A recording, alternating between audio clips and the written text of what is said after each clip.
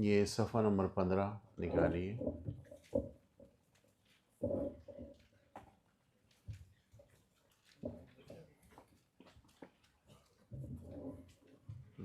نورے ٹھنگی سر پہ درن نے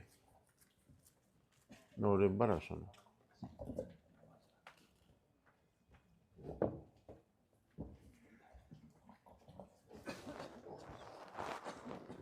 صحیح شو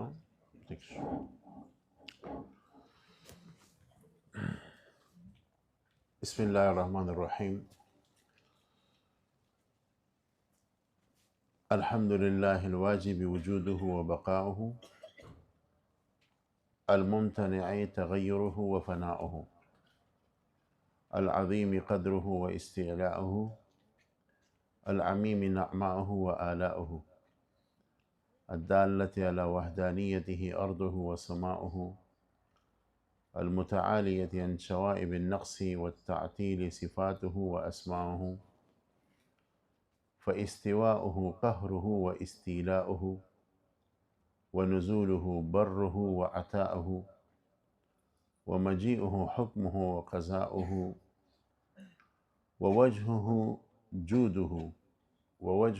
وجوده أو جوده وحباؤه وعينه حفظه وعونه اجتباؤه وضحكه عفوه أو إذنه وارتزاؤه ويده إنعامه وإكرامه واستيفاؤه ولا يجري في الدارين من أفعاله إلا ما يريده ويشاؤه العظمة عذاره والكبرياء رداؤه أحمده على جزيل نعمه وجميل كرمه وأشهد أن لا إله إلا الله وحده لا شريك له وأشهد أن محمدًا عبده ورسوله أرسله بالهدى ودين الحق ليظهره على الدين كله ولو كره المشركون صلى الله عليه وعلى آله وأصحابه وسلم تسليما كثيرا كثيرا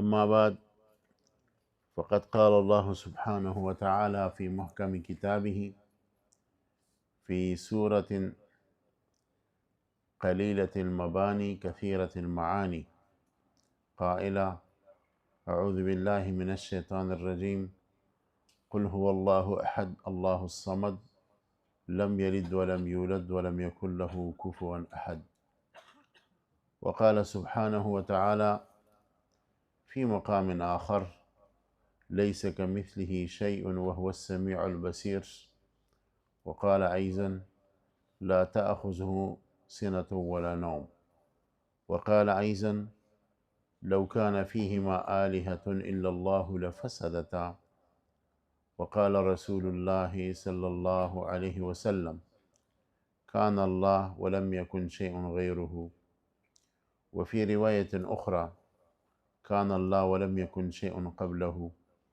وفي رواية أخرى كان الله قبل كل شيء. الحديث الأول رواه الإمام البخاري في كتاب بدء الخلق من المجلد الأول، والحديث الثاني رواه الإمام البخاري رحمه الله في آخر كتاب التوحيد من صحيحه، والحديث الثالث يعني كان الله قبل كل شيء رواه الإمام أحمد في مسنده، أو كما قال عليه الصلاة والسلام ألف مرة وبعدد كل ذرة. وفي معنى هذه الروايات الثلاثة قال عليه السلام كان الله ولم يكن شيء معه، كان الله ولم يكن شيء معه. هذه الكلمات لم ترد في السنة ولم يرد في الحديث، ولكن حاصل هذه الكلمات مأخوذ من هذه الروايات المصرحة. أقول مرة ثانية كان الله ولم يكن شيء معه أو كما قال علیہ السلام. یہ علم کلام کا دورہ ہے، اور اللہ تعالیٰ کا لاکھ لاکھ شکر ہے کہ اللہ تعالیٰ کی بہت ساری نعمتوں میں سے ایک نعمت یہ ہے کہ ہمیں اس علم شریف کی پڑھنے کی توفیق عطا فرمائی. علم کلام ہر لحاظ سے اعلیٰ عرفہ اور اشرف علم ہے۔ کسی علم کی شرافت کے لیے 3 وجوہ میں سے ایک وجہ کافی ہے۔ یا تو وہ علم اشرف ہوگا اس کے موضوع کی شرافت کی وجہ سے، اس کا موضوع اشرف ہوگا، یا وہ علم اشرف ہوگا اس علم کی دلائل کی مضبوط ہونے کی وجہ سے، اس کی براہین اور دلائل بہت مضبوط ہوں گے، اور یا وہ علم اس لیے اشرف ہوگا کہ اس کی طرف حاجت بہت ہوگی، اس کی ضرورت بہت زیادہ ہوگی۔ یہ ایک وجہ کسی علم کی شرافت کے لیے کافی ہے۔ حسن اتفاق یہ ہے کہ یہ 3 وجوہ بیک وقت علم کلام کے اندر موجود۔ چنانچہ اس علم کے موضوع کے متعلق تو تفصیلات آ رہی ہیں، لیکن بہت سارے علماء کا قول یہ ہے کہ اس علم کا موضوع اللہ تعالیٰ کا وجود اور اللہ تعالیٰ کی صفات ہے۔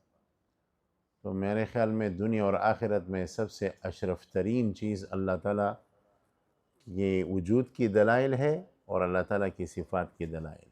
اللہ تعالیٰ کا وجود اور صفات کے مباحث ہیں، تو اس علم کا موضوع انتہائی اشرف ہے، اس وجہ سے علم العقیدہ اور علم الکلام بھی اشرف ہے۔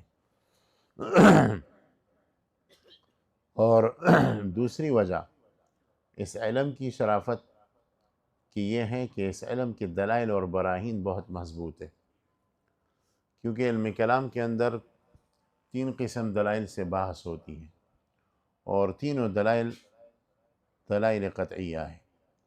یا تو علم کلام کے اندر نصوص قطعیہ سے استدلال ہوتی ہے کہ کتاب اللہ کے اندر کس کس چیز کی بحث ہے، تو نصوص قطعیہ اس کے دلائل ہے۔ یا علم کلام کے اندر احادیث متواترہ سے ایک عقیدہ ثابت ہوتا ہے، اور عقیدہ متواترہ بھی اور حدیث متواتر یا خبر متواتر بھی قطعی ہے۔ یہ دوسری وجہ ہو گئی۔ اور یا علم کلام کی ضرورت بہت زیادہ ہے، یہ تیسری وجہ بھی ہے۔ دوسری وجہ جو آپ کی خدمت میں نے عرض کی کہ علم کلام کے اندر حدیث متواتر اور خبر متواتر ہی سے استدلال کیا جاتا ہے، اس کا مطلب یہ ہے کہ اصالتاً جو عقیدہ ثابت ہوتا ہے وہ خبر متواتر ہی سے ثابت ہوتا ہے، خبر واحد سے ثابت نہیں ہوتا، کیونکہ خبر واحد مفید للقطع نہیں ہے، خبر واحد مفید للظن ہے۔ تو خبر واحد آپ کسی عقیدے کے اثبات میں تو پیش نہیں کر سکتے، لیکن تائید میں ضرور پیش کر سکتے ہیں، اور بطور شاہد کے اور بطور تابع کے ضرور پیش کر سکتے ہیں، لیکن اصالتاً عقیدہ اس سے ثابت نہیں ہو رہا۔ البتہ اس میں علماء نے تفصیل کی ہے کہ عقائد کی 2 قسمیں ہیں، ایک وہ عقائد ہے جو اصالتاً ہیں، ایک وہ عقائد ہے جو ان اصالتاً عقائد سے دوسرے درجے میں فروعاً ہیں۔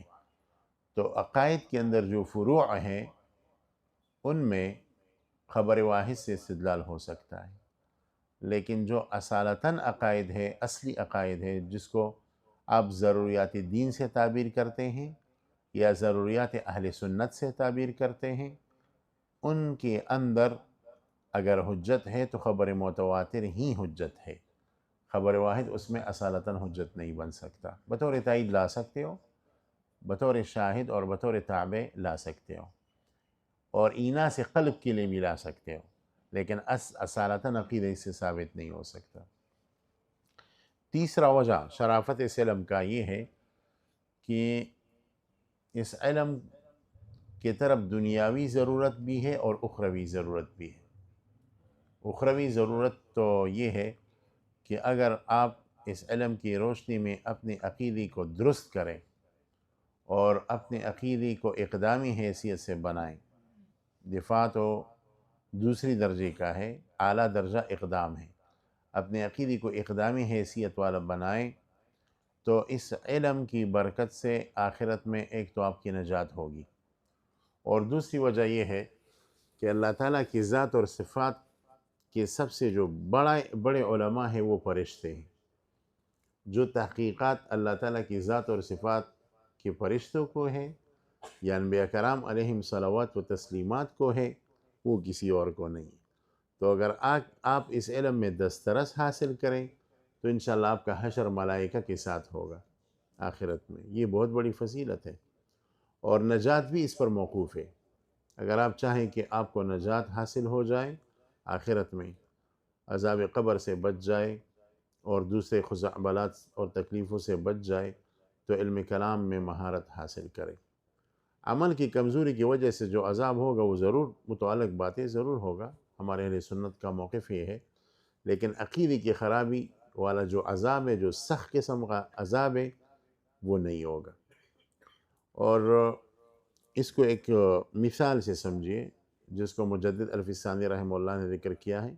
حضرت مجدد رحمہ اللہ فرماتے ہیں کہ ایک طرف ایک ایسا آدمی ہے جو عقیدی میں ماہر ہے، عقیدہ اس کا صحیح ہے اور وہ صحیح اہل سنت والجماعت ہے، لیکن عمل میں کمزوری ہے، تو عمل کی کمزوری کی وجہ سے وہ جہنم میں جائے گا. ایک آدمی یہ ہے. اور دوسرا آدمی وہ ہے جس کا عقیدہ خراب ہے، عقیدہ کی زبردست خرابی ہے، لیکن عمل میں وہ مضبوط ہے، دن رات نفلیں پڑھتے رہتا ہے، صدقات دیتا ہے، یعنی عمل کے لحاظ سے اس کے اندر 1% بھی کمزوری نہیں ہے. تو عقیدے کی خرابی کی وجہ سے یہ بھی جہنم میں جائے گا، لیکن دونوں کے عذاب کی کیفیت میں فرق ہوگا. جو آدمی عقیدی کی خرابی کی وجہ سے جہنم کے اندر جائے گا، اگرچہ اعمال اس کی بالکل ٹھیک ہے، تو اس کا عذاب بہت سخت ہوگا بنسبت اس آدمی کے کہ جس کا عقیدہ تو صحیح ہے لیکن عمل کی کمزوری یا عمل کی خرابی کی وجہ سے وہ جہنم میں چلا جائے. حضرت مجدد فرماتے ہیں وَمَا أَحْلَى هَذَا الْقَوْلِ وَمَا أَحْلَى هَذِهِ الْكَلِمَةِ، بہترین بات فرمائی. تو اگر علم کلام کے اندر آپ مہارت حاصل کریں، علم کلام کو سیکھیں، اس کی روشنی میں اپنے عقیدے کو درست کریں، تو اخروی فائدہ یہ ہے کہ آپ کا حشر جو ہے نا ملائکہ کے ساتھ ہوگا اور نجات بھی اس پر موقوف ہے. دنیاوی ضرورت یہ ہے کہ اگر علم کلام کو آپ صحیح طریقے سے پڑھیں تو آپ کا عقیدہ مضبوط ہو جائے گا، تو دنیا میں آپ امن سے رہیں گے. اس وقت جتنی بھی افراتفری ہے، لاقانونیت ہے، فوضا ہے، ظلم اور جبر اور بربریت ہے، اس کی ایک بنیادی وجہ یہ ہے کہ ہمارا عقیدہ کمزور ہے. اگر عقیدہ درست ہو تو کوئی بھی آدمی دوسرے آدمی کا مال نہیں کھا سکتا، حرام نہیں کھا سکتا، دوسرے آدمی کو نقصان نہیں پہنچا سکتا، کیونکہ ہمارے عقیدے میں اس چیز کی پہچان ہے کہ آخرت کا دن ہے، دوزخ ہے، جہنم ہے، جنت ہے، اور اسی طرح حساب کتاب ہے، اور حشر اور نشر ہے، اور اسی طرح اعمال ترازو میں تولے جائیں گے. یہ سب عقائد کی عنوانات ہے، ہمارے عقائد کی کتابوں نے ان سب سے بحث کی ہے. تو اگر آپ کا عقیدہ مضبوط ہوگا تو آپ دنیا میں لاقانونیت سے بچیں گے، فوضا سے بچیں گے، اور ظلم کے مرتکب نہیں ہوں گے. اور اگر ہر آدمی عقیدے کو درست کرے تو پوری دنیا ظلم سے محفوظ ہو جائے گی اور امن اور شانتی ہوگی. ایک بات یہ ہے. اور ایک اہم وجہ جو ہمارے عقائد کی کتابوں نے لکھی ہے کہ اگر آپ کا عقیدہ درست ہو اور مدلل ہو تو آپ کو سکون دل حاصل ہوگا. اور سکون دل وہ دولت ہے جو دولت اربوں روپوں سے حاصل نہیں ہو سکتا. بس اوقات ایک آدمی بالکل غریب ہوتا ہے، اس کی جیب کے اندر 1 روپیہ بھی نہیں ہے، لیکن اس کو سکون دل حاصل ہے، تو یہ بہت بڑی دولت ہے اور شک سے محفوظ ہے، اور اسی طرح جو ہے نا ظن سے محفوظ ہے، اور وہ متیقن ہے، متثبت ہے اپنے عقیدے پر، تو یہ سکون کا باعث ہے. یاد رکھیں. لہٰذا آپ دیکھیں گے کہ علامہ تفتزانی رحمہ اللہ نے شرح عقائد نصفیہ کی ابتدا میں ایک بات کہی ہے اس علم کی تعریف میں کہ المنجی عن غیاہب الشکوک، المنجی عن غیاہب الشکوک وظلمات الاوہام، یہ ایک ایسا علم ہے کہ آپ کو شکوں سے نجات دلانے والا ہے، اور آپ کو اندھیروں سے نجات دلانے والا ہے، اور آپ کو سکون قلب عطا کرے گا. تو سکون قلب بہت بڑی دولت ہے. جس آدمی کو یہ سکون قلب نصیب ہو جائے تو اللہ تعالیٰ کی طرف سے بہت بڑی نعمت حاصل ہو گئی. تو یہ دنیاوی فائدہ ہے، اور دیگر فائدہ بھی ہیں، فوائد بھی ہیں. ایک اہم فائدہ یہ ہے کہ جو آدمی علم کلام میں ماہر ہو وہ خواص کے نزدیک عمدہ ہوگا. خواص کے نزدیک اس کا درجہ اونچا ہوگا، اور اصل شہرت اور اصل درجہ تو خواص کے نزدیک یعنی علماء کے نزدیک۔ عوام تو آپ کو ایک منٹ میں ثریا تک پہنچا دیتے ہیں، تو اگلے منٹ میں آپ کو ثرا تک پہنچا دیں گے، ساتویں زمین تک، تو اس کا کوئی اعتبار نہیں ہے۔ اصل اعتبار تو علماء اور محققین کا ہے۔ اگر ان کی نظر میں آپ با گئے، ان کی نظر میں آپ اونچے ہو گئے تو بہت بڑی بات ہے۔ اور خواص کے اندر بادشاہ دوسرے لوگ بھی آتے ہیں، اس کی مثالیں بھی ہیں، جیسے کہ امام عبدالحکیم سیالکوٹی رحمہ اللہ تعالی۔ امام عبدالحکیم سیالکوٹی جو علم کلام کے ماہر ترین لوگوں میں سے تھے، جو سیالکوٹ کے تھے، ان کے بارے میں آتا ہے کہ شاہ جہان بادشاہ نے ان کو 2 مرتبہ چاندی کے ساتھ تولا تھا۔ ترازو کے ایک پلڑے میں چاندی ڈال لیتے تھے، اور دوسری طرف حضرت کو بٹھاتے تھے اور فرماتے کہ میں یہ چاندی آپ کو اس طرح بھی ہدیہ کر سکتا ہوں، لیکن میں چاہتا ہوں کہ تاریخ میں یہ لکھا جائے کہ ایک عالم کو اس طرح خراج تحسین پیش کیا جاتا ہے۔ تو 2 مرتبہ اس کو تولا تھا، اور چونکہ مولوی تو ماشاءاللہ اچھے بھی ہوتے ہیں، تو ہر مرتبہ تقریباً 86 کلو چاندی نکلی تھی، 86 کلو، اور وہ چاندی پھر ان کو ہدیہ کر دیتے تھے اور کہتے تھے کہ آپ کی ہے۔ اور یہ بھی آتا ہے کہ کئی دیہات جو ہے، سینکڑوں جریب، سینکڑوں ایکڑ، وہ دیہات ان کے لیے ان کو انعام میں دیے تھے، اور یہ اس لیے دیے تھے کہ آپ معاش کا فکر نہ کریں، آپ صرف تصنیف و تالیف کریں، درس و تدریس کریں، کیونکہ اگر آپ معاش کی فکر میں پڑ جائیں گے تو درس و تدریس آپ سے رہ جائے گا۔ تو دنیا میں عزت تو یہ ہے، دنیاوی فائدہ تو یہ ہے کہ خواص کے نزدیک اس عالم کا درجہ اونچا ہوگا جو علم کلام کے اندر ماہر ہو، اور اس کی وجہ سے اللہ تعالیٰ دین کو زندہ کر دیتا ہے۔ ہمارے کامل میں دیکھیں، حجت الاسلام مولانا محمد قاسم نانوتوی رحمہ اللہ، تو ہندوستان کے اندر ایک ایسا دور بھی آیا ہے کہ عیسائی پکار کر چیخ کر کہتے تھے کہ آ جاؤ، ہمیں اسلام کی حقانیت دکھاؤ، دلائل سے ثابت کرو، کوئی آگے نہیں آ سکتا تھا۔ اور کہتے ہیں کہ دہلی کی چاندنی چوک میں عیسائی کھڑے ہو جاتے تھے اور پکار کر کہتے تھے کہ کوئی ایسا عالم نہیں ہے مسلمانوں میں کہ ہمارا مقابلہ کرے۔ اس زمانے میں حجت الاسلام مولانا قاسم نانوتوی رحمہ اللہ، مولانا رحمۃ اللہ کیرانوی صاحب، اور اس طرح دوسرے جو علم کلام کے ماہرین علماء تھے، وہ میدان میں کود پڑے اور اسلام کی حقانیت کو ثابت کیا اس علم کے زور سے۔ اور جو ان کے ساتھ مباحث ہوئے، مناظرے ہوئے، گفتگو ہوئے، 3 دن تک وہ مناظر اور مباحث جاری رہتے تھے، وہ باقاعدہ کتابی شکل میں چھپ چکے ہیں، میرا خدا شناسی کے نام سے، حجت الاسلام کے نام سے، اس طرح کی جو کئی مباحث گفتگو ہے وہ حضرت حجت الاسلام کے چھپ چکے ہیں۔ انہی کی برکت سے اسلام کے اندر جو ہندوستان کے اندر اسلام نے اپنے پنجے گاڑے اور اسلام مضبوط ہوا۔ تو علم کلام کی برکت ہے اصل میں۔ تو علم کلام کی شرافت کی تیسری وجہ جو ہے نا، اس کی ضرورت ہے۔ ضرورت کے حوالے سے علماء یہ بھی لکھتے ہیں کہ اگر ایک قطر کے اندر علم کلام کا ماہر نہ ہو تو سب قطر والے گناہگار ہوں گے۔ قطر اقطار کی جمع ہے، اور قطر اس خطے کو کہا جاتا ہے جہاں ایک قوم رہتی ہے، مثلا 50 کلومیٹر کہہ لیجئے، 60-70 کلومیٹر آپ جا سکتے ہیں۔ تو 60-70 کلومیٹر کے اندر اگر علم کلام کا ایک متبحر عالم دین نہ ہو تو وہ تمام قطر والے گناہگار ہیں۔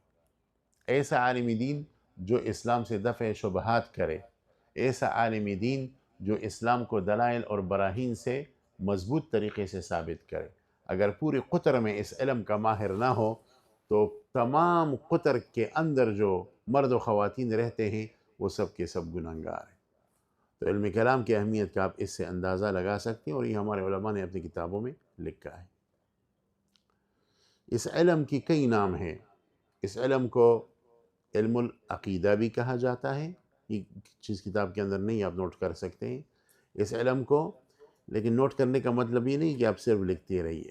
میرا طریقہ یہ ہے کہ آپ لکھیں گے نہیں، صرف جو عنوانات ہیں اس کو آپ ٹک مار کر سکتے ہیں، باقی میرے طرف توجہ ہوگی آپ کی۔ اس علم کو علم العقیدہ بھی کہا جاتا ہے، اس علم کو علم العقائد جمع کے ساتھ بھی کہا جاتا ہے، اور اس علم کو علم اصول الدین بھی کہا جاتا ہے، علم اصول الدین۔ آپ نے پڑھا ہوگا تراجم کی کتابوں میں کہ کسی عالم کے بارے میں لکھتے ہیں کہ قرأ النحو علی فلان، قرأ الصرف على فلان والفقہ على فلان وقرأ الاصلین على فلان. اصلین سے مراد اصول فقہ ہے اور اصول الدین ہے.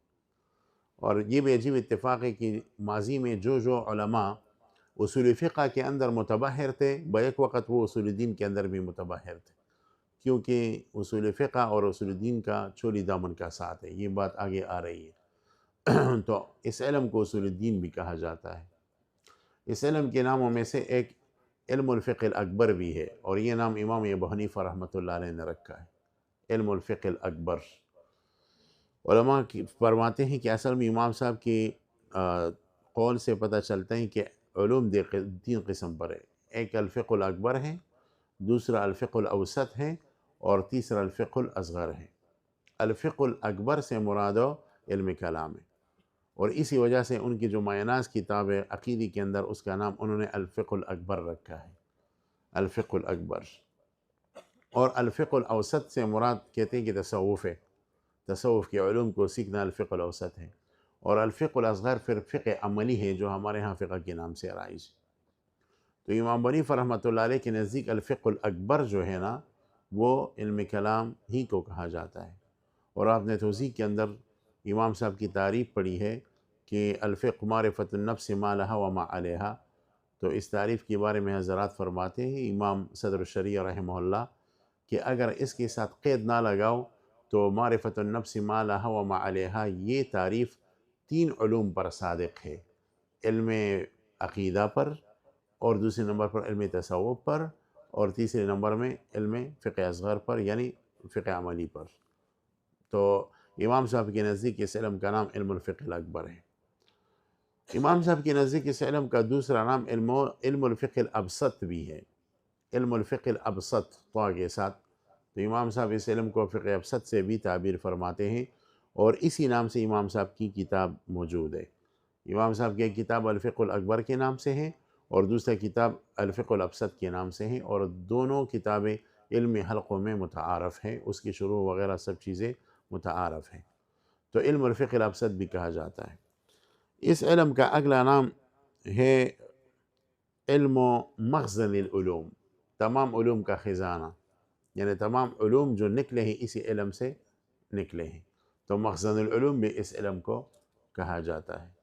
اس علم کا ایک اور نام ہے اور وہ ہے علم الکلام جو بہت مشہور ہے.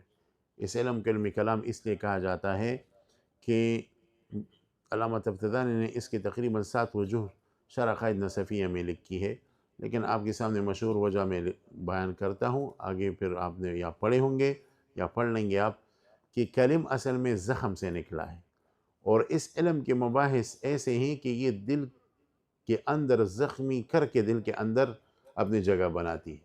اگر کوئی لاکھ کہیں کہ میں اس علم کے دلائل کو نہیں مانتا، لیکن جب وہ اس علم کو پڑھے گا اور توجہ سے پڑھے گا تو اگر وہ نہ بھی چاہے تب بھی اس کی دلائل اس کے اندر دل کے اندر گھس کر اپنی جگہ بنائیں گے اور گھونسلہ بنائیں گے. تو یہ کلم سے نکلا ہے، کلم زخم کو کہتے ہیں. تو یہ ایک وجہ ہے اس علم کو علم الکلام کہتے ہیں. یا یوں کہیے کہ متقدمین میں جب وہ حضرات بات کرتے تھے یا کتاب لکھتے تھے اس علم میں تو وہ عنوان لفظ کلام سے قائم کرتے تھے. مثلا کہتے ہیں الکلام فی الالہیات، الکلام فی النبوہ، الکلام فی السمعیات. تو چونکہ عنوانات الکلام رکھتے تھے اس وجہ سے اس علم کا نام علم کلام پڑ گیا. اور بھی وجوہ ہے. اسی طرح اس علم کے ناموں میں سے ایک نام علم رئیس العلوم ہے. علم رئیس العلوم تمام علوم کا رئیس ہے.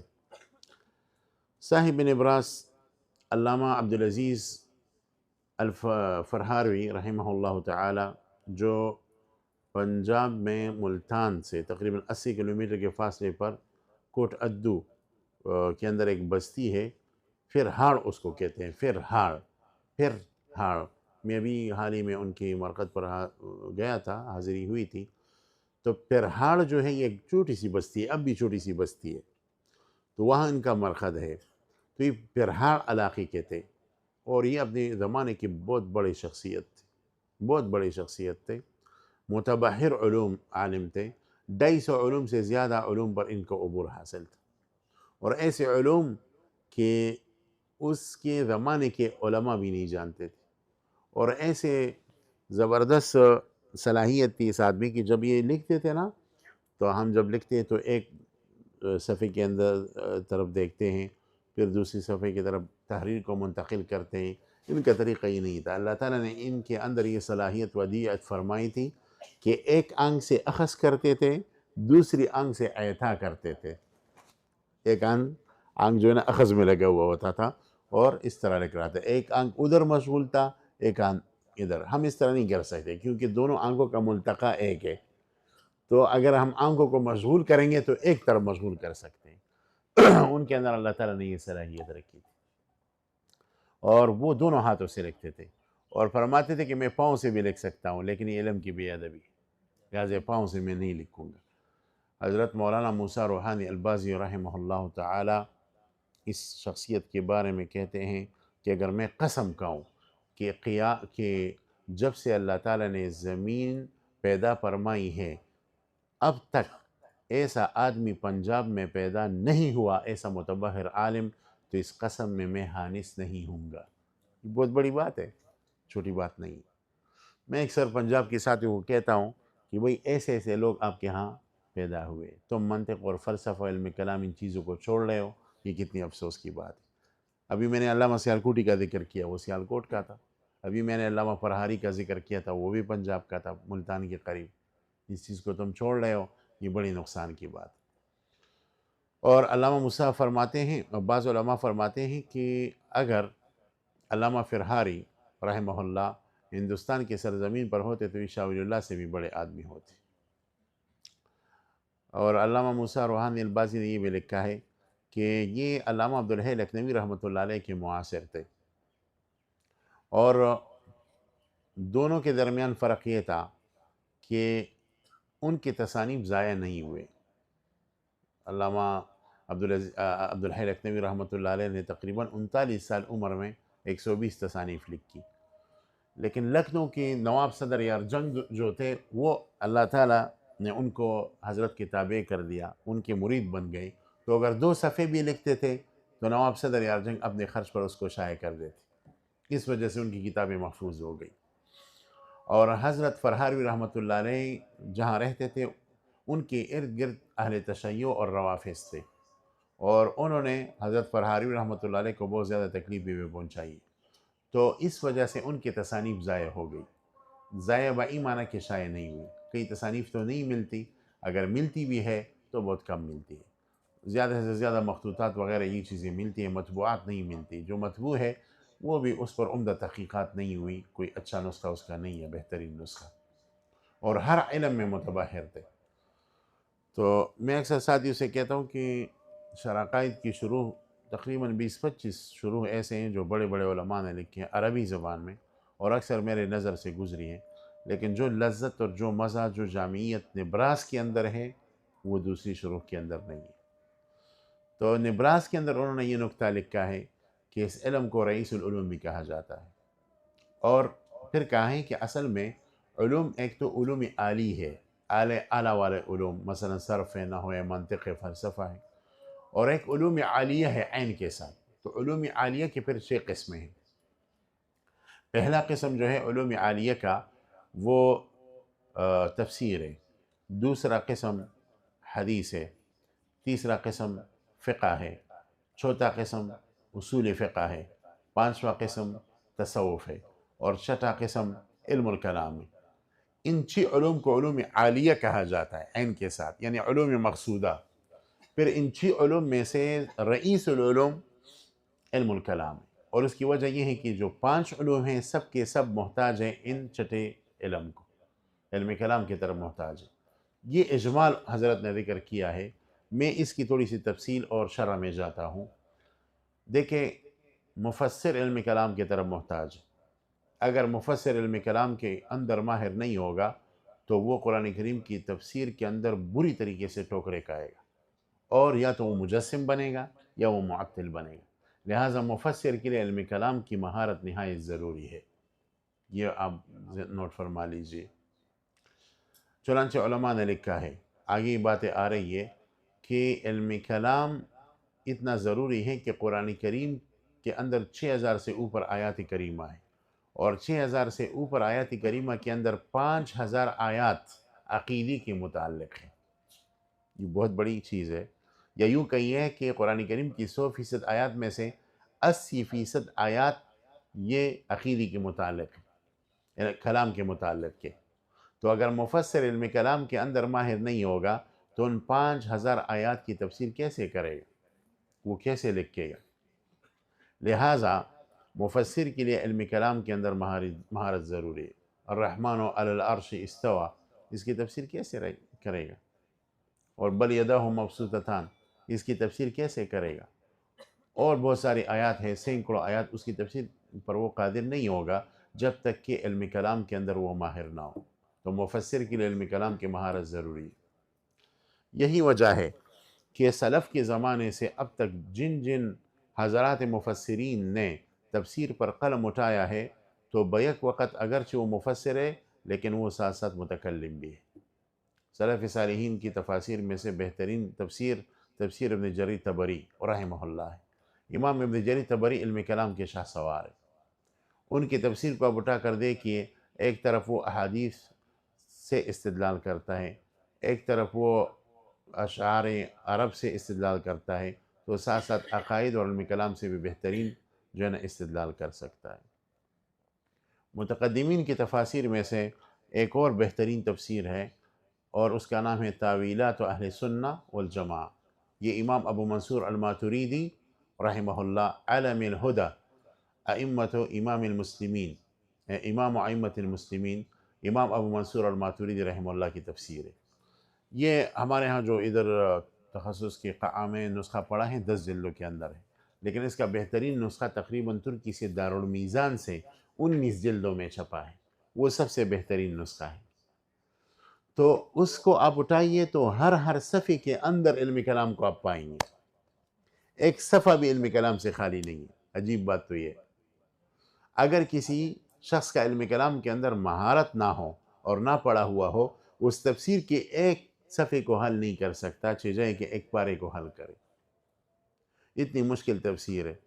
تو علم کلام متقدمین نے اپنی تفسیروں کے اندر استعمال کیا۔ اس سے پتہ چلتا ہے کہ یہ ائمہ بیک وقت مفسر بھی تھے اور ساتھ ساتھ متکلم بھی تھے۔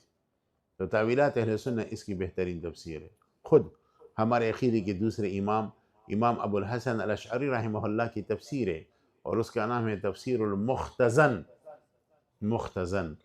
اور امام ذہبی رحمہ اللہ نے ان کی تفسیر کے بارے میں لکھا ہے کہ یہ 400 جلد سے اوپر ہے، 400 جلد سے اوپر، اگرچہ وہ اس وقت ہمارے ہاتھوں میں نہیں ہے۔ اس کا بھی قصہ بیان کروں گا آگے کہ کیوں نہیں ہے ہمارے ہاتھوں میں، کیسی طلب ہو چکی ہے، وجہ طلب کیا ہے۔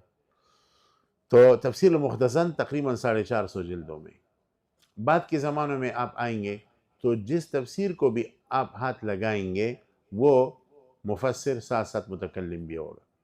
آپ کو معلوم ہے کہ معتزلہ کے تراث میں اس وقت جو زندہ کتاب ہے وہ تفسیر کشاف ہے، اور تفسیر کشاف جو ہے نا امام جار اللہ زمخشری نے لکھی ہے، تو اگرچہ ان کی تفسیر بلاغت کے لحاظ سے بنیادی حیثیت رکھتی ہے، لیکن افسوس سے وہ معتزلی ہے، اور سخت قسم کا معتزلی ہے، اتنا زبردست اور سخت قسم کا معتزلی ہے، جب ہمارا ذکر کرتا ہے تو کہتے ہیں قال اہل البدعۃ، ہمیں کہتے ہیں قال اہل البدعۃ، اشاعرہ ماتریدیہ کا، اور اپنے آپ کو قال اصحاب العدل والتوحید، قال اصحاب العدل والتوحید، خود اپنے آپ کو توحیدی کہتا ہے۔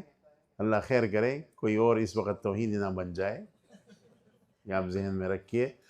تو اپنے بارے میں کہتے ہیں قال اہل التوحید، قال اصحاب العدل والتوحید، اور ہمارے بارے میں کہتے ہیں قال اہل البدعۃ، سخت قسم کا معتزلی ہے۔ لیکن ہمارے علماء اس روایت کو سامنے رکھتے ہیں، الحکمۃ ضالۃ المؤمن این وجدہ حفظہا۔ ان کی تفسیر بلاغت کے لحاظ سے یعنی پہاڑ کی چوٹی کی تفسیر ہے، بہترین تفسیر ہے۔ علماء کا یہ مقولہ ہے لولا الزمخشری لبقی القرآن بکرا، اگر زمخشری نہ ہوتا تو قرآن کی بلاغی نکات بند رہ جاتے، کوئی بھی اس کی کھولنے والا نہیں ہوتا۔ لولا الزمخشری لبقی القرآن بکرا، اور علامہ انور شاہ کشمیری فرماتے تھے ما عرف القرآن الا الاعرجان احدهما زمخشر والآخر من جرجان. اور کبھی کبھی جب جوش میں آتے تھے تو فرماتے تھے وانا ثالثهما وانا ثالثهما وهو يستحق ذلك. تو احدهما من زمخشر مراد اس سے زمخشری ہے، وہ لنگڑا تھا پاؤں سے، اور دوسرا جرجان امام عبد القاہر الجرجانی، ان کی طرف اشارہ ہے غالباً، وہ بھی لنگڑا تھا. تو امام عبد القاہر الجرجانی تو اشعری تھے، ہمارے اہل سنت والجماعت کے ائمہ میں سے تھے. ان کی اسرار البلاغہ کتاب مشہور ہے، ان کی دلائل الاعجاز کتاب مشہور ہے. اسی کی برکت سے قرآن کریم کی بلاغت کے نکات کھلتے ہیں. اور زمخشری کی تفسیر کشاف کی طرف اشارہ ہے. تو تفسیر کشاف جو ہے نا، اس نے بہت فائدہ کے ساتھ نقصان بھی کیا ہے، اور بلاغت کی لحاظ سے ہمارے بعد کے علماء نے کھل کر اس سے استفادہ کیا ہے. لیکن ساتھ ساتھ ان علماء اہل سنت جو علم کلام کے اندر ماہر تھے، انہوں نے اس پر کھڑی تنقید کی ہے اور ان کو پکڑا ہے، زبردست پکڑا ہے. اسی وجہ سے تفسیر کشاف کی جو حواشی اہل سنت نے لکھی ہے، جہاں جہاں بھی اعتزال کا مسئلہ آتا ہے، عقیدی کا مسئلہ آتا ہے، ہمارے اہل سنت والجماعت ان کو نہیں چھوڑتے، ان کے اوپر ردود لکھتے ہیں اور رد کرتے ہیں. مستقل تصانیف ہے. علامہ سکونی کی کتاب التمیز ہے، اور اس طرح مختصر التمیز ہے 3 جلدوں کے اندر. وہ زمخشری کی تفسیر کے اندر جو عقائد کے نقصانات ہیں اس کے اوپر رد ہیں، دلائل سے انہوں نے جواب دیا ہے. علامہ تفتزانی نے تفسیر کشاف کے اوپر حاشیہ لکھا ہے، جہاں جہاں عقیدے کی گڑبڑ ہے علامہ تفتزانی نے ان پر رد لکھا ہے. علامہ میر سید شریف جرجانی نے تفسیر کشاف کے اوپر حاشیہ لکھا ہے، جہاں جہاں انہوں نے گڑبڑ کی ہے تو امام جرجانی نے، امام میر سید شریف جرجانی نے اس پر رد لکھا ہے کہ یہ بات ان کی غلط ہے، یہ بات ان کی غلط ہے. بلکہ بہت بڑے امام طیبی رحمہ اللہ، جو تفسیر مشکات کے شارح بھی ہیں، الکاشف عن حقائق السنن، اور اصل یہ صاحب مشکات کے استاد تھے، اپنے شاگرد کی کتاب پر شرح لکھی ہے. اور یہ مشکات کی شروع میں سے بہترین شرح ہے، خاص کر بلاغت کے نکات کے اندر. یہاں تک کہ حافظ ابن حجر عسقلانی رحمہ اللہ فتح الباری کے اندر، شرح بخاری کے اندر، جہاں بھی بلاغت کے لحاظ سے کسی حدیث کی تشریح فرماتے ہیں تو اوپر سے آ کر مشکات کی شرح سے استفادہ کرتے ہیں، الکاشف عن حقائق السنن سے، کیونکہ الکاشف کے اندر جو بلاغتی نکات ہے وہ بہت زیادہ ہے. تو امام طیبی رحمہ اللہ علیہ سنت کی امام ہے، اور اس آدمی میں خاصیت یہ ہے کہ یہ ایک تو علم کلام میں بھی ماہر تھا، دوسری طرف یہ بلاغت میں بھی ماہر تھا، تیسری طرف محدث بھی تھا اور مفسر بھی تھا. اس وجہ، اور ہر فن میں ان کی کتابیں، بلاغت کے اندر بھی ان کی کتابیں، البیان التبیان کے نام سے. تو انہوں نے تفسیر کشاف کے اوپر ایک حاشیہ لکھا، فتوح الغیب، اور یہ حاشیہ 17 جلدوں کے اندر ہے. کتنے جلدوں کے اندر؟ اصل تفسیر تو چھوٹی ہے نا، 4-5 جلدوں میں چھپی ہے، انہوں نے حاشیہ 17 جلدوں میں جو ہے نا لکھی ہے. ابھی تک وہ مخطوطہ تھا، اور اتنا اہم حاشیہ ہے کہ علامہ تفتزانی جب کشاف کے اوپر خود حاشیہ لکھ رہے تھے تو بہت زیادہ استفادہ علامہ طیبی سے کیا ہے. اتنا اہم حاشیہ ہے کہ ابھی علامہ جلال الدین سیوطی رحمہ اللہ کی بیضاوی کے اوپر ایک شرح چھپی ہے 12 جلدوں کے اندر، نواہد الابکار. کیا نام ہے؟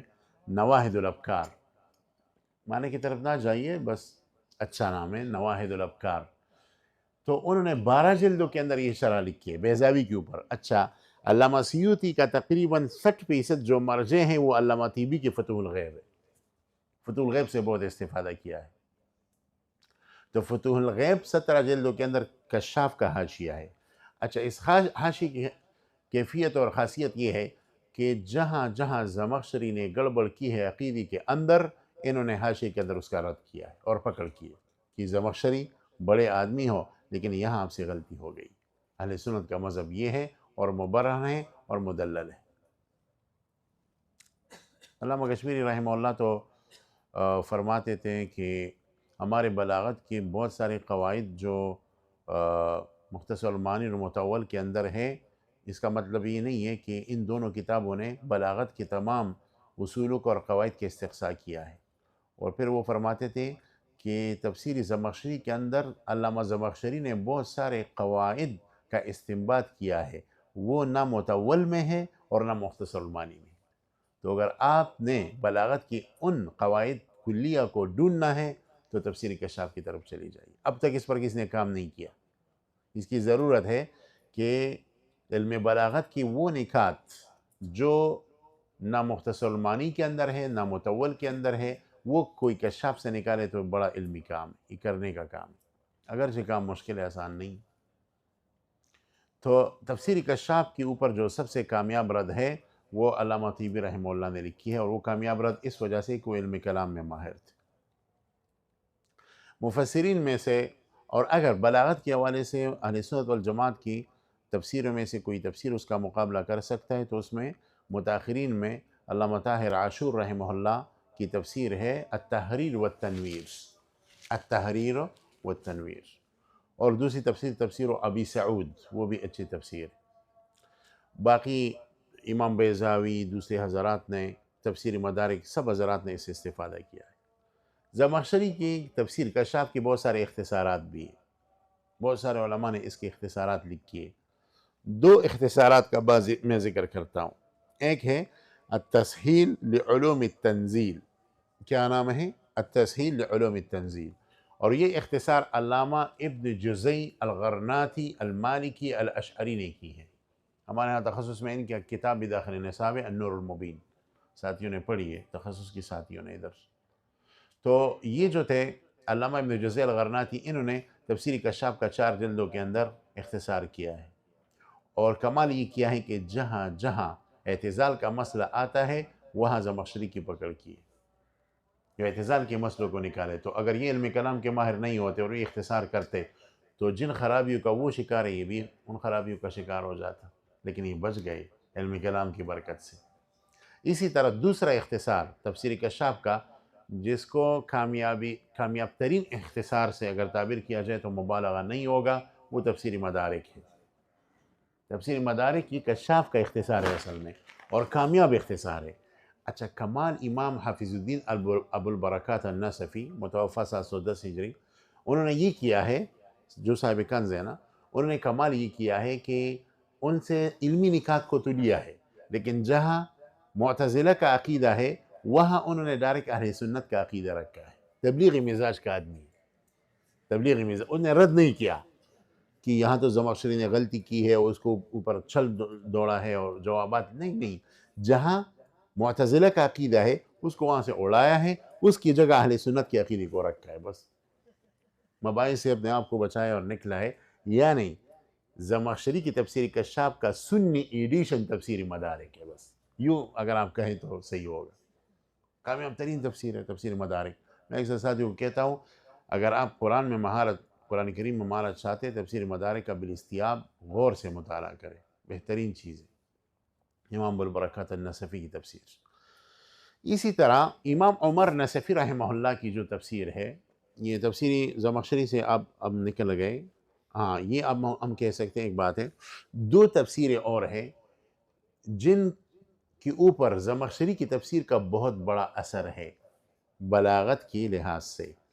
2 تفسیریں اور ہیں، ایک تفسیر بیضاوی ہے، تفسیر بیضاوی، وما اہل هذا التفسیر وما اعظم هذا التفسیر وما اعمق هذا التفسیر وما ادقه، اس جیسا تفسیر نہیں ہے بیضاوی، بہترین تفسیر ہے۔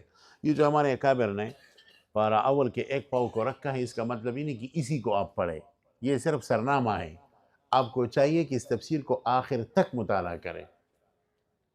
بہترین تفسیر ہے تفسیر بیضاوی، اسی وجہ سے بعد کے علماء عکفو علیہ، اس پر گر پڑے، اور ہر عالم نے اس کی شروحات لکھی ہے، 20 جلد کے اندر، 25 جلد کے اندر۔ ابھی علامہ خفاجی کی جو نصیحت، اس کی جو شرح ہے نا، عنایت القاضی فی تفسیر فی شرح تفسیر القاضی، عنایت القاضی فی شرح تفسیر القاضی، ابھی حال ہی میں ترکی سے 27 جلدوں میں چھپ گئی ہے۔ سب سے بہترین نسخہ خفاجی کی تفسیر کا جو بیضاوی کا حاشیہ ہے یہ ہے۔ ابن تمجید نے اس کے اوپر لکھا ہے، بہت سارے علماء نے اس کے اوپر لکھا ہے، کئی تفاسیر ہمارے پاس ادھر پڑھی ہیں، اچھے نسخے پڑھی۔ تو بیضاوی کے اوپر ان کا بہت بڑا اثر ہے۔ لیکن بیضاوی خود متکلم تھا، رئیس علم کلام تھا، امام المتکلمین تھا، تو جہاں جہاں بھی علم کلام کا مسئلہ آیا ہے تو انہوں نے زبردست رگڑا دیا ہے زمخشری کو، انہیں نہیں چھوڑا، زبردست رگڑا دیا ہے کہ ادھر آپ کی بات غلط ہے۔ تو بیضاوی کے اوپر کشاف کا اثر ہے۔ دوسری تفسیر جو علم کلام کے لحاظ سے اب یوں کہیے کہ اس کو آپ کلامی تفسیر کہہ سکتے ہیں، وہ ہے امام فخر الدین سیف اللہ المسلوس فخر الدین الرازی رحمہ اللہ کی تفسیر، تفسیر کبیر، جو تفاسیر میں بہترین تفسیر ہے، مایہ ناز تفسیر ہے، ولا مثیل له فی التفاسیر، بابت التفاسیر، لیکن اب تک اس پر کوئی تحقیق نہیں ہوئی ہے۔ ہمارے دوست ہیں داراللباب ترکی کا ایک ادارہ ہے، اس کی مالک ہے اور خود بھی بہت بڑے عالم ہیں، شیخ عبداللہ الخلوف حفظہ اللہ، انہوں نے مجھے خوشخبری سنائی کہ ابھی ہمارے ہاں اس پر تحقیق چل رہی ہے، اور اگر یہ چھپی گی تو تقریباً 35 جلدوں میں چھپی گی، کیونکہ تفسیر رازی کے اوپر تحقیق کی بہت ضرورت ہے، اور اس وقت ان کے ہاں اس پر کام ہو رہا ہے، تو یہ بہت بڑی خوشخبری اہل علم کے لیے۔ تو تفسیر کبیر اس کو ہم کلامی تفسیر کہہ سکتے ہیں، اس کے اوپر بھی زمخشری کی تفسیر کا بہت اثر ہے، لیکن بلاغی نکات میں، باقی علم کلام میں تو خود وہ بابا ہے، بلکہ یہ کہیے کہ جد البابوات ہے، یہ کہیے تو خود اس فن کی امام ہے، امام، بلکہ بعد کے علماء جتنے بھی آئے ہیں وہ علم کلام کے اندر انہی کے ارد گرد گھومتے ہیں۔ آپ شرح المقاصد کو اٹھائیے، اور آپ جو ہے نا شرح عقائد کو اٹھائیے، تفتزانی رحمہ اللہ کا جو ماڈل شخصیت ہے، رول شخصیت، وہ فخر الدین رازی ہے۔ اسے ہمارے نادان بعض دوست اور بعض حضرات جو ہے نا تفتزانی پر رد کرتے ہیں، یہ رد تفتزانی پر نہیں ہے، یہ رازی پر رد ہے، رازی پر بھی رد نہیں ہے، یہ جوینی پر رد ہے، جوینی پر نہیں ہے، غزالی پر ہے، بلکہ پورے منہج اشعری پر رد ہے، کیونکہ تفتزانی نے اپنے طرف سے کوئی بات تو نہیں کی، ان نے جو باتیں کی ہے پورے مسلک اشعری کی ہے، تو تفتزانی کو ضال اور مضل کہنا اصل میں بات یہ ہے کہ مسلک اشعری کو چھوڑ دو، دریا برد کر دو، ختم کر دو۔ بعض نادان دوست کرتے ہیں اور وہ کہتے ہیں کہ بس یہ تفتزانی نے یہ بات، بھائی تفتزانی تو خود ترجمان ہے، ناقل ہے، جو آپ رد کر رہے ہیں یہ پورے منہج اشعری پر رد کر رہے ہو، امام ابو الحسن اشعری، امام ماتوریدی، بعد میں آ کر باقلانی، بعد میں آ کر ابن فورک، الى یومنا ھذا جتنے بھی منہج اشعری ہیں ماتوریدی اس پر آپ رد کر رہے ہیں، تو یہ کوئی رد بسیط نہیں، اس کے پیچھے یہ چیزیں ہیں، تو رد کر رہے ہیں امام صاحب تفتزانی پر، یہ ایک رد بسیط نہیں ہے، اس کے پیچھے یہ عوامل کار فرما ہے کہ پورے منہج اشعری منہج ماتوریدی پر رد ہے، تو یہ رد خطرناک انتہائی، اس کا مطلب ہے کہ ڈھا دو اس مسلک اشعری اور مسلک ماتوریدی کو، جو اہل حق کا بنیاد ہے اور اساس ہے۔ تو تفسیر کبیر تفاسیر میں سے بہترین تفسیر ہے، تو اگر وہ علم کلام کے ماہر نہ ہوتے تو اس طرح مفسر نہ ہوتے، ان کی تفسیر کی طرف کوئی توجہ بھی نہیں دیتے، یہ جو توجہ دی جا رہی ہے علم کلام کی برکت ہے، تو مفسر کے لیے علم کلام وہ بہت ضروری ہے۔ ہمارے تفاسیر میں کامیاب تفسیروں میں سے ایک ہے التیسیر فی التفسیر، التیسیر فی التفسیر سے 2 تفسیریں لکھی گئی ہے، ایک تفسیر امام قشیری نے لکھی ہے 7 جلدوں میں، اور دوسری تفسیر 15 جلدوں میں امام عمر ابو حفص عمر النسفی رحمہ اللہ صاحب العقائد النسفیہ نے لکھی ہے۔ ایک تو شرح العقائد ہے نا تفتزانی کی، اس کا جو متن ہے امام عمر نسفی رحمہ اللہ، تو امام عمر نسفی رحمہ اللہ بیک وقت بہت سارے علوم میں متبحر تھے اور عالم تھے، ان میں سے ایک تفسیر بھی، ان کی تفسیر حال ہی میں 15 جلدوں میں چھپی ہے، ہمارے ہاں پڑی ہوئی ادھر، آپ عصر سے مغرب تک اس کو دیکھ سکتے ہیں۔ تو اگر وہ علم کلام کے اندر ماہر نہ ہوتے، ان کی تفسیر کو کوئی درخور اعتنا بھی نہیں سمجھتا تھا۔ آگے آئیے تفسیر جلالین آپ کے ہاں داخل درس ہے، تفسیر جلالین کے جو جلالین ہیں، تفسیر جلالین کے جو جلالین ہیں، یعنی امام جلال الدین محلی هو متکلم وله کتب فی علم الکلام و فی اصول الفقہ، اور دوسرا امام سیوطی رحمہ اللہ، وہ بھی متکلم ہے، علامہ سیوطی رحمہ اللہ، تو دونوں نے مل کر تفسیر جلالین لکھا، اور اس کو آپ دیکھیں تو اس کے اندر بہت سارے جگہوں میں علم کلام سے بحث کیا گیا ہے مضبوط طریقے سے، اور یہ ہمارے درس نظامی کی تفسیر ہے۔ علماء دیوبند کے دور کی طرف آئیے تو بیان القرآن کو آپ دیکھیں، بیان القرآن کی لکیر لکیر کے اندر علم کلام کی بحث ہے، بلکہ حضرت تھانوی رحمہ اللہ تو صحیح معنوں میں المتکلم تھے، صحیح معنوں میں ان کے آپ مواعظ بھی آپ پڑھیں گے تو اس میں عقیدے کی بحث بالکل جشے تھلے انداز میں آپ کو ملیں گے، متوازن معتدل انداز میں ملیں گے عقیدے کی ابحاث۔ تو بیان القرآن علم کلامی رنگ اس پر زبردست غالب ہے۔ اسی طرح شیخ الاسلام علامہ شبیر احمد عثمانی رحمہ اللہ کی تفسیر فوائد قرآن، جو تفسیر عثمانی کے نام سے مشہور ہے، جو سینکڑوں تفاسیر کا خلاصہ ہے۔ اگر آپ جا کر سینکڑوں تفاسیر مطالعہ کریں، بعد میں اس کا آپ خلاصہ خود نکالیں، آپ اس کو ایک طرف رکھیں، ایک مہینہ آپ نے محنت کیا، سینکڑوں تفاسیر سے اس خلاصے کو نکالا، پھر جائیے اور تفسیر عثمان کو تفسیر عثمان کو اٹھائیے، اسی جگہ کو آپ مطالعہ کریں، وہی خلاصہ آپ کو ملے گا جو آپ نے 300 اور سینکڑوں تفاسیر سے نکالا ہے۔ ایسی تفسیر ہے، مایہ ناز لاجواب تفسیر ہے، آپ کو بہت سارے اسفار سے مستغنی کرنے والی تفسیر ہے شیخ الاسلام کی جو تفسیر ہے۔ تو وہ متکلم تھے، ان کی کتابیں اب دیگر کتابوں کو دیکھیں، العقل والنقل، کئی کتابوں کو آپ دیکھیں، آپ حیران ہوں گے کہ یہ آدمی علم کلام میں کتنا ماہر تھا۔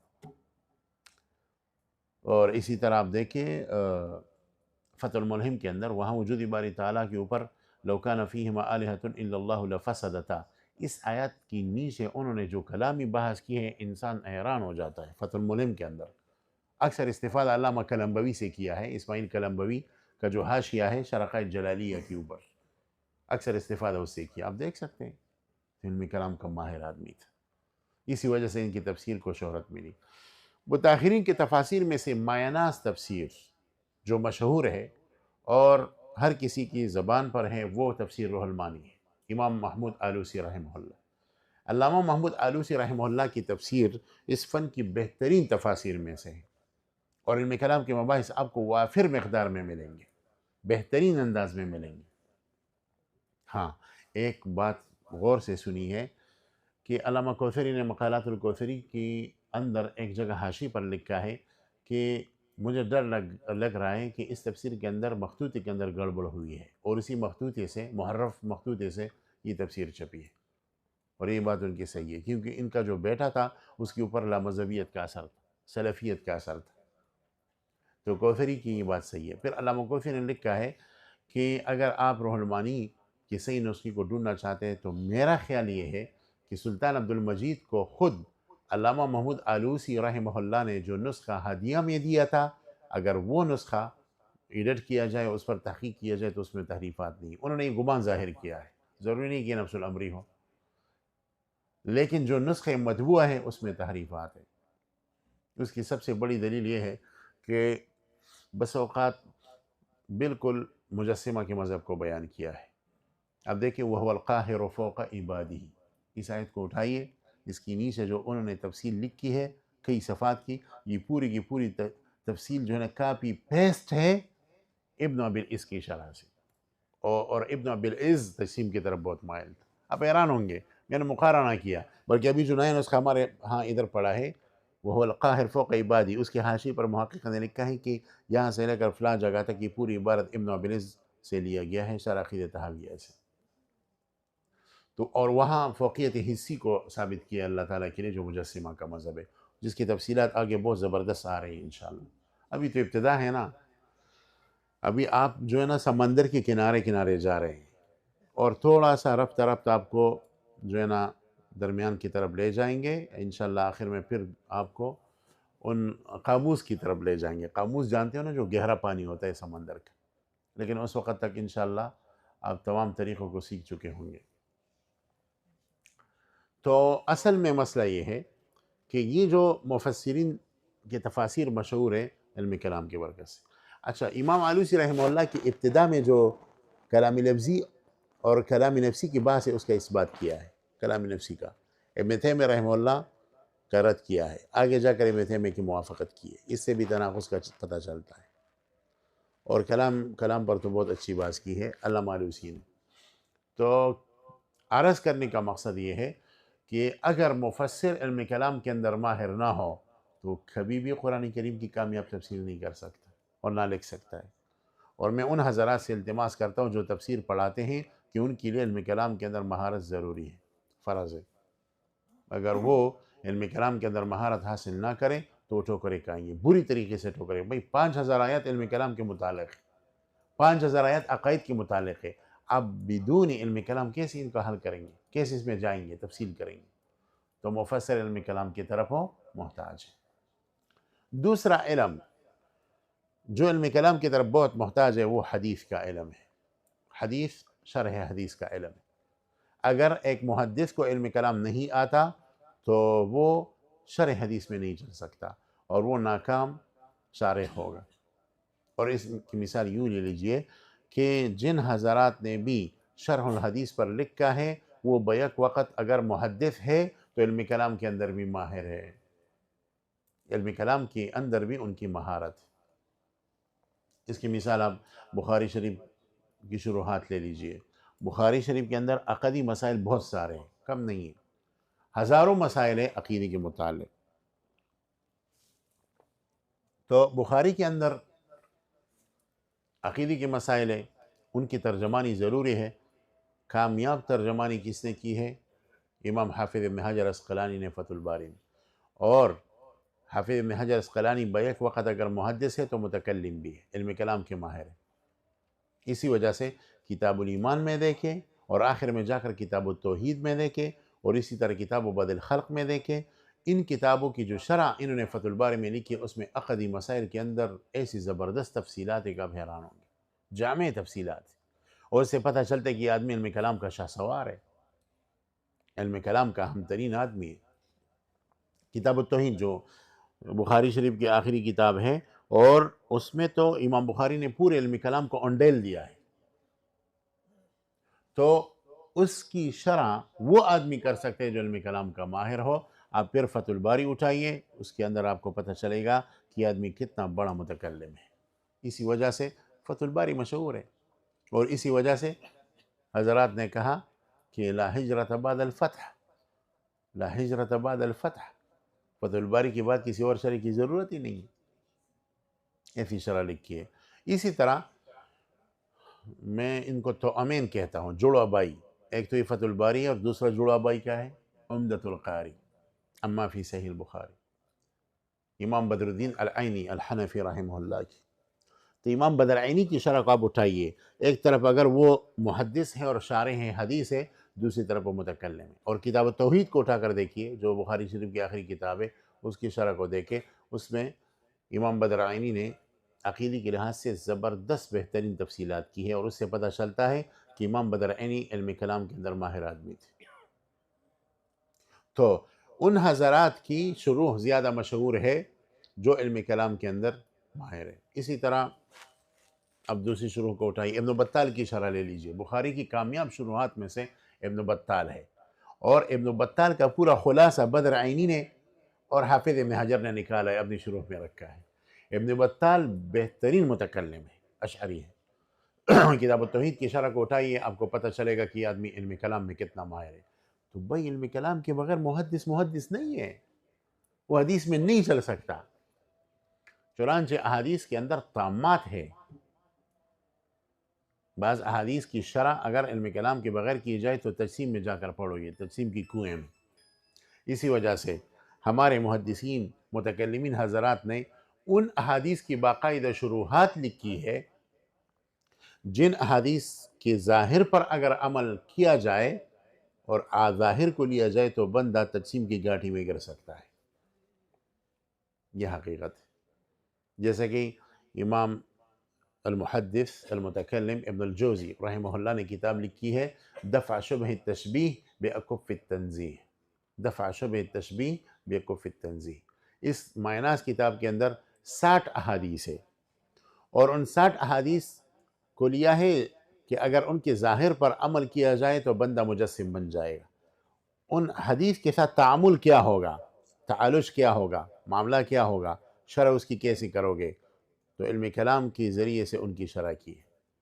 اور ایسے 60 احادیث کے نیچے جو انہوں نے قواعد بیان کی ہیں قیمتی، اگر کوئی طالب علم اس کتاب کو صحیح طریقے سے ازبر پڑھے اور اس کو ازبر کرے تو جتنی بھی حدیث کی کتابیں ہیں جہاں بھی صفات کا مسئلہ آ جائے گا اس میں یہ آرام سے چل سکتا ہے اور اس کو اہل سنت کے طریقے پر حل کر سکتا ہے، کوئی مسئلہ اس کو نہیں ہوگا۔ قواعد کلیہ دفع شبہ تشبیہ کے اندر ہے، نام یاد آپ کو یاد ہوگا نا، دفع شبہ تشبیہ بأکف التنزیہ، ایک جلد میں چھپی ہمارے ہاں تکمیل میں دارالعلوم نرشک میں داخل نصاب ہے، اس سال بھی لڑکوں نے پڑھی ہے نا، یہاں ساتھی ہے، آخر تک پڑھی ہم نے۔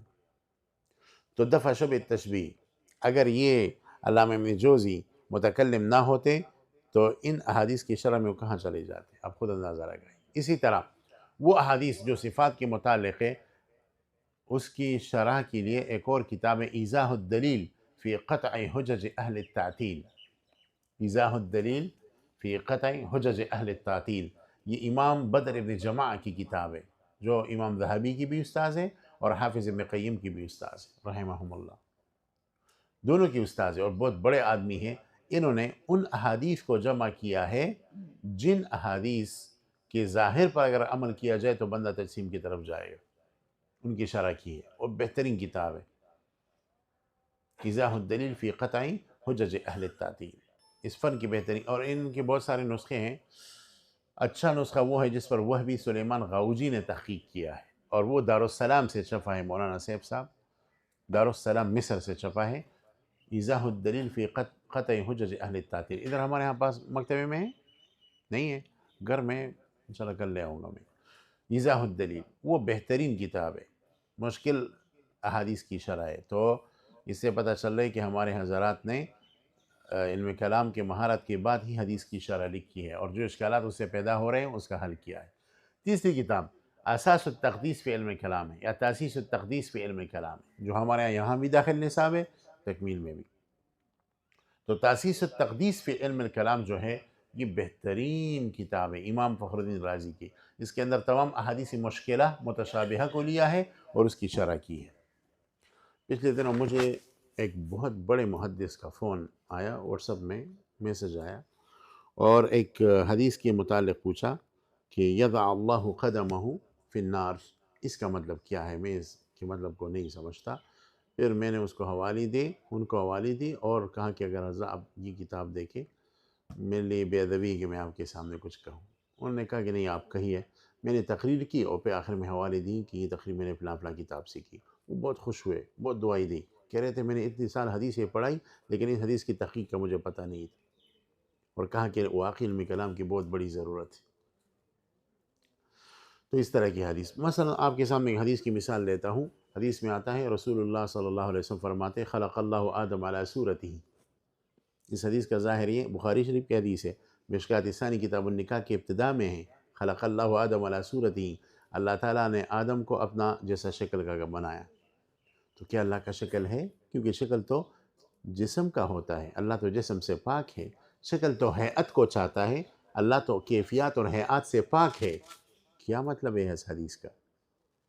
تو اس پر پھر ان کتابوں میں آپ کو تفصیلی بحث ملے گی۔ اجمالاً میں کہتا ہوں کہ یہ جو ضمیر ہے خلق اللہ آدم علی صورتہ، یا تو یہ آدم علیہ السلام کی طرف راجع ہے کہ اس حدیث میں حضور یہ فرماتی کہ اللہ تعالیٰ نے آدم علیہ السلام کو اپنی ہی صورت میں پیدا فرمایا ہے، تو یہ بطور پیشنگوئی ڈارون کی نظریے پر رد ہے جو یہ کہتا تھا کہ کروڑوں سال پہلے انسان بندر تھا، بندر سے یہ کنورٹ ہو کر انسان بن گیا۔ تو حضور نے بطور پیشنگوئی ڈارون پر رد کیا کہ نہیں، خلق اللہ آدم علی صورتہ، اللہ تعالیٰ نے پہلے انسان سیدنا آدم کو انسان ہی کی شکل پر پیدا کیا، بندر نہیں تھا، پہلا انسان تو آدم علیہ السلام تھا۔ یہی بات ہے، یا یہ بھی کہا جا سکتا ہے کہ خلق اللہ آدم علی صورتہ، کسی ذہن میں آ سکتے کہ آدم علیہ السلام کا شکل انسان کی طرح نہیں تھا، اس پر بے رد ہے، نہیں، آدم علیہ السلام کے اس طرح 2 کان تھے، 2 آنکھیں مبارک تھی، 2 ہاتھ تھے، ہاتھ کے اندر 5 انگلیاں تھی، اس طرح ہی پیدا پڑا، کیونکہ سب سے خوبصورت تو یہ ہے انسان۔ تو ایک وجہ یہ ہے۔ دوسری یہ کہ ہی ضمیر جو ہے خلق اللہ آدم علی صورتہ، یہ راجع ہے اللہ تعالیٰ کے ذات کی طرف، اللہ کی لفظ اللہ کی طرف، اور معنی یہ ہے کہ خلق اللہ آدم علی صورتہ صفتہ، صورت بمعنی صفت ہے، یعنی اللہ تعالیٰ نے آدم کو وہ صفات دی جو اللہ تعالیٰ کی خاص صفات تھی، مثلا صفت علم، یہ ہمارے یہاں تبلیغ والے حضرات کہتے ہیں نا کہ انسان کو اللہ نے اپنے علم سے علم دیا، اپنے حلم سے حلم دیا، یہ بات ٹھیک ہے، اس حدیث سے ثابت ہے۔ ہاں یہ ایک ہے کہ اس کا مطلب نہیں ہے کہ اللہ تعالیٰ نے اپنے علم سے ایک ٹکڑا الگ کیا اور انسان کو دیا، کیونکہ اللہ کا علم تو حضور قدیم ہے، بندی کا علم تو علم حادث ہے۔ اس کا مطلب ہے کہ صفت علم بہت اشرف چیز ہے، تو اللہ تعالیٰ نے صفت علم کے خزانے سے بندے کو اور انسان کو علم دیا، آدم علیہ السلام کو علم دیا۔ اللہ تعالیٰ نے بہترین قدرت کی صلاحیت انسان کو دی، خاص کرم فرمائے انسان پر، خلق اللہ آدم علی صورتہ کا یہ مطلب ہے، اللہ تعالیٰ نے اپنے خاص صفت سے ان کو دیا۔ اور تیسری تفصیل یہ ہے کہ یہی ضمیر نہ آدم علیہ السلام کی طرف راجع ہے، نہ لفظ اللہ کی طرف راجع ہے، بلکہ یہ حدیث بخاری شریف کے اندر اختصار کے ساتھ ہے، اور اسی طرح مشکات کے اندر بھی اختصاراً ہے۔ مسند احمد کے اندر یہ حدیث تفصیل سے ہے، اور اس کی تفصیل یہ ہے کہ رسول اللہ صلی اللہ علیہ وسلم تشریف لے جا رہے تھے، راستے میں ایک آدمی تھا تو وہ دوسرے آدمی سے جھگڑا کر رہا تھا اور اس کو گالیاں دے رہا تھا، اور گالیوں میں یوں کہہ رہا تھا قبح اللہ وجہک ووجہ من اشبہ وجہک، سمجھ رہے ہیں نا آپ؟ قبح اللہ وجہک ووجہ من اشبہ وجہک، کہ تیرے چہرے کا بھی ستیہ ناس ہو اور اس آدمی کے چہرے کا بھی ستیہ ناس ہو جس کا چہرہ آپ کی طرح ہے۔ تو یہ تو صریح آدم علیہ السلام کو گالی تھی، کیونکہ تمام انسانوں کا چہرہ تو ایک ہے، تو حضور نے فرمایا نہیں ہے، ایسی گالی تو کم از کم مت دو۔ خلق اللہ آدم علی صورتہ، اللہ تعالیٰ نے اس انسان کی شکل پر آدم علیہ السلام کو پیدا فرمایا ہے، یعنی جس طرح سیدنا آدم کا شکل مبارک ہے، اسی طرح اس انسان کا بھی شکل ہے۔ تو جو تم چہرے کو گالی دے رہے ہو، یہ اصل میں تمام بے کرام کو سمیت آدم علیہ السلام کو گالی ہے۔ تو ضمیر کس کی طرف راجع ہے؟ اس تیسرے آدمی کی طرف جس کو گالی دی جا رہی تھی۔ تو اس حدیث کی تفصیل آ گئی۔ اب سلفی حضرات کے نہیں اللہ کا چہرہ ہے، اور ایک ضعیف کمزور اور منگڑت روایت کو اس بارے میں نقل کرتے ہیں کہ دیکھیں ایک حدیث میں آتا ہے خلق اللہ آدم علی صورت الرحمن، حالانکہ اس کی طرق انتہائی ضعیف ہے، تو عقیدے کے اندر تو خبر واحد جو صحیح ہو وہ بھی قبول نہیں ہے، ضعیف خبر یا واہی خبر اور حدیث کس طرح قبول ہو سکتا ہے؟ تو یہ میں نے ایک مثال دی، جزوی مثال، اس طرح کی سینکڑوں امثلہ ہے کہ اگر ایک محدث کا علم کلام کے اوپر عبور نہ ہو تو وہ شرح حدیث میں بدترین ٹوکرے کھائے گا، بدترین ٹوکرے۔ اچھا میں نے مثال میں صرف بخاری شریف کو لیا ہے، اب مسلم شریف کی شروح کو لے سکتے ہیں۔ مسلم شریف کی شروح میں کامیاب ترین شرح امام نووی کی شرح ہے، اور برکت والی شرح امام نووی کی شرح ہے۔ امام نووی رحمہ اللہ ایک طرف تو ہے محدث، دوسری طرف کامل متکلم ہے۔ علم کلام کے مسائل آپ دیکھیں، اس پر ضرورت ہے کہ کوئی کتاب لکھیں، مسائل الکلام فی البخاری، مسائل الکلام یا قضایا الکلام فی فتح الباری، ضرورت ہے کہ اس پر مقال لکھا جائے۔